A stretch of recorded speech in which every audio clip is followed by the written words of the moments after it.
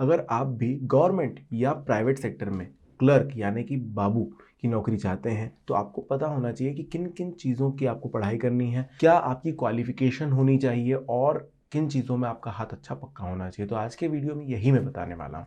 ऐसे तो आपको लग रहा होगा कि क्लरिकल टास्क हैं ज़्यादातर, तो लिखा पढ़ी बहुत ज़्यादा होती है, तो हो सकता है आपका कॉमर्स हो तो ज़्यादा अच्छा होगा क्योंकि अकाउंटिंग का भी बहुत सारा काम हो सकता है।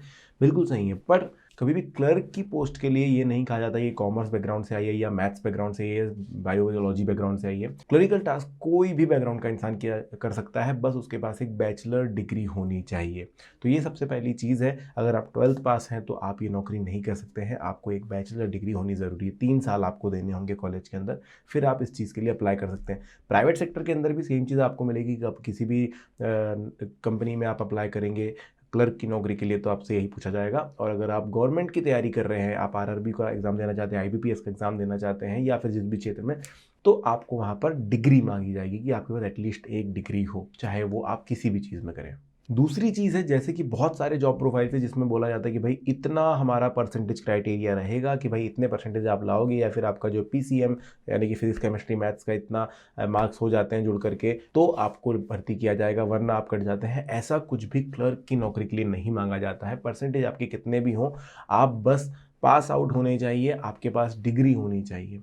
तो ये चीज़ आप याद रखिएगा कि क्लर्क की नौकरी के लिए कभी भी कोई परसेंटेज क्राइटेरिया नहीं होता है, ना ही बैंक्स मांगते हैं, ना ही कोई प्राइवेट संस्थान मांगता है। देखिए, कोई भी कंपनी या सरकार भी किसी को जॉब देना चाहती है तो उनके पास सिर्फ एक कारण होता है जॉब देने का कि भाई आप अगले 30-40 साल उनके लिए सर्व करेंगे। तो यहाँ पर उम्र का कम होना आपके लिए बेनिफिशियल होता है। तो ये जो क्राइटेरिया है वो होता है लगभग 20 साल से लेकर के 28 साल के बीच का। अगर आप प्राइवेट नौकरियों में भी देखेंगे और सरकारी में भी देखेंगे, इवन प्राइवेट नौकरियों में हो सकता है कि आपको ज़्यादा उम्र के होने के बावजूद भी क्लर्क की नौकरी मिल जाए। ऐसा इसलिए क्योंकि उन्हें पता है कि अगले 5-6 साल के लिए एक बंदा वो लोग हायर कर रहे हैं। लेकिन जब आप सरकारी क्षेत्र में जाते हैं तो यहाँ पर 20 से 28 साल का एक क्राइटेरिया होता है जो कि जनरल के लिए होता है। अगर आप किसी कैटेगरी से आते हैं, आप स्टेट वाइज उनका अलग अलग भी हो सकता है कि भाई किसी स्टेट में किसी पर्टिकुलर कैटेगरी को थोड़ा ज़्यादा रिलैक्सेशन मिला है या फिर किसी को कम मिला है। बट इस तरीके से जो होता है कि आपको, जैसे आप ओबीसी से आते हैं तो आपको शायद 3 साल का रिलैक्सेशन मिल जाए। अगर आप एसटी एससी अदर कास्ट से आते हैं तो आपको 5 साल का रिलैक्सेशन मिल जाए। तो 28 से वो प्लस होते चला जाता है और वो स्टेट वाइज चेंज भी होता है। ऐसा नहीं है कि सभी स्टेट्स में सेम होगा, ये चीज़ आप ध्यान में रखिएगा। अगर आप सेंट्रल बॉडी के लिए एग्ज़ाम दे रहे हैं, सेंट्रल बॉडी के में क्लर्क बनना चाहते हैं, तो फिर उनके लिए ये सेम रहता है। तो दोस्तों, इस तरीके से जो है आपका एज, आपका क्वालिफिकेशन और आपका जो परसेंटेज क्राइटेरिया है वो आ जाता है। अब मैं आपको ये बताऊंगा, जब आप एक क्लर्क की नौकरी करने के लिए जा रहे हैं तो देखो, मैंने ऑलरेडी वीडियो बनाया कि काम क्या करना होगा, लेकिन आज ये जानेंगे कि आपको उस किन चीज़ों की तैयारी आपकी अच्छी होनी चाहिए, क्या स्किल्स आपके अंदर होने चाहिए जिससे आप एक क्लर्क की नौकरी को अच्छे से कर सकते हैं। देखिए, जब प्राइवेट सेक्टर में जाते हैं तब आपसे कोई एग्जाम नहीं लिया जाता। बहुत सारी संस्थाएं जो है वो ले भी सकती हैं, बाकी आपसे सिंपल सा इंटरव्यू लिया जाता है। और अगर आपने पहले काम किया है क्लर्क वाला तो बहुत ज़्यादा अच्छी बात हो जाती है, एक्सपीरियंस के बेस पर आपको लिया जाता है। लेकिन जब आप सरकारी क्षेत्र में जाते हैं तो आपका प्रॉपर एग्जाम लिया जाता है, जिसके अंदर अलग अलग चरण होते हैं कि भाई प्रीलिम्स ले लिया, मेंस ले लिया, और मतलब आपके जो डॉक्यूमेंट्स वगैरह है वो चेक हो रहे हैं। तो प्रीलिम्स मेंस में सबसे ज़्यादा चीज़ें, सबसे ज़्यादा वेटेज जो होता है वो होता है मैथमेटिक्स का और रीजनिंग का। तो आपका दिमाग जो है वो खुला हुआ होना चाहिए, आपको मैथ्स काफ़ी अच्छे से आनी चाहिए।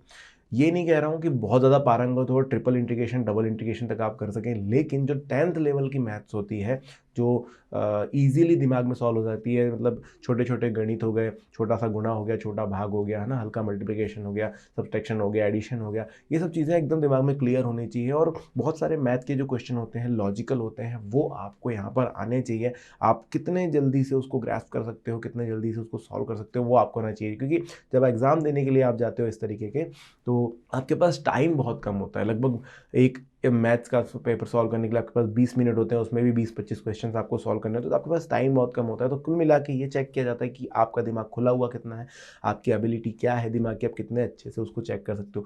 साथ ही साथ रीजनिंग आपकी बहुत अच्छी होनी चाहिए, क्योंकि बहुत सारे टास्क जो होते हैं कि जब आप क्लर्क की नौकरी कर रहे हैं आपके पास बहुत सारे अलग अलग प्रकार के टास्क आने वाले हैं, सिर्फ एक चीज़ पर आप सीमित नहीं होते हैं। तो ऐसे समय पर आप रीजनिंग का सही इस्तेमाल कर सके, आप जल्दी से किसी भी चीज़ का, किसी भी प्रॉब्लम का सॉल्यूशन ढूंढ सके और बहुत सारे टास्क एक साथ हैंडल कर सके। आपकी जो पर्सनालिटी पंक्चुअलिटी हो, ऑर्गेनाइज्ड हो, आप चीज़ें अच्छे से कर रहे हो। तो ये सारे तरीके जो है वो ढूंढे गए हैं ताकि आपकी एबिलिटी को पेपर के एग्जाम के माध्यम से चेक किया जा सके। इसके अलावा दोस्तों एक इंग्लिश टेस्ट भी होता है जिसमें चेक किया जाता है कि आपकी इंग्लिश में कितनी दक्षता है।